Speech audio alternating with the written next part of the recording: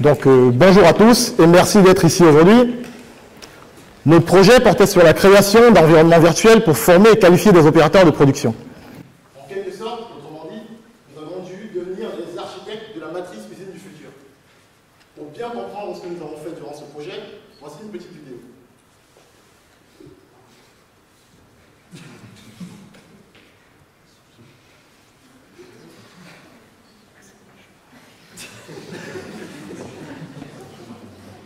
Je suis dans le rôle déjà, moi j'attends.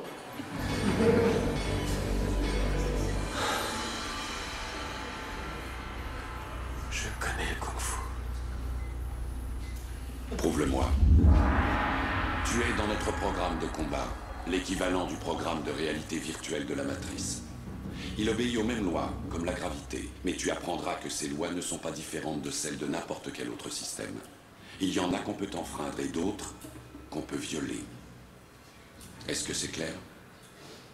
Alors frappe-moi, si tu es de taille.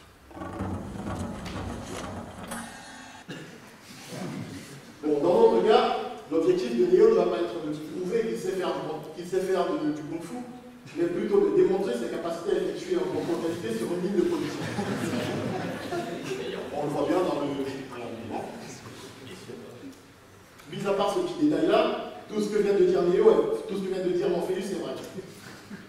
L'environnement virtuel est régi par les mêmes lois que le monde réel, les mêmes lois physiques que le monde réel. Il s'agit par exemple de la gravitation, de la dynamique des fluides, des lois que l'on peut parfois contourner ou enfreindre. Par exemple, en créant dans l'environnement virtuel des objets en leur affectant aucune gravité ou aucune densité. L'opérateur va alors pouvoir, dans notre cas Neo, il va alors pouvoir montrer s'il est à même d'effectuer la tâche demandée dans cet environnement. Et dans cet environnement, sera-t-il alors surchargé par le travail qu'on lui demande? Si oui, est-ce qu'il doit continuer dans cet environnement à effectuer sa tâche dans la matrice usine du futur? Ou alors, est-ce qu'on doit revenir dans le monde réel et adapter la tâche en lui demandant d'effectuer une tâche plus facile? Voici un bref aperçu de l'un des environnements virtuels que nous avons pu concevoir dans le cadre de notre projet. On peut voir qu'il est très similaire à ce qu'on peut avoir dans le pôle GI productif à côté. Donc c'est un environnement dans lequel serait intégré notre opérateur et il aurait pour rôle de compter les pièces défectueuses passant dans les palettes sur le convoyeur. On pourra alors évaluer sa performance en mesurant ses capacités de comptage non seulement, mais aussi en évaluant son comportement mais aussi en évaluant son comportement et notamment en évaluant son effort mental, son effort durant la simulation.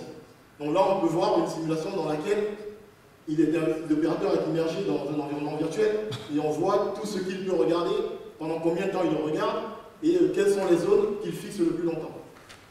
On peut évaluer tout cela grâce à un environnement virtuel. Pour terminer, comme le dit Morpheus, nous ne pouvons que vous montrer la porte avec la virtualisation, mais c'est à vous qu'il appartient de la franchir. Je vous alors prêt à prendre la cellule rouge et à rentrer dans la simulation. Merci.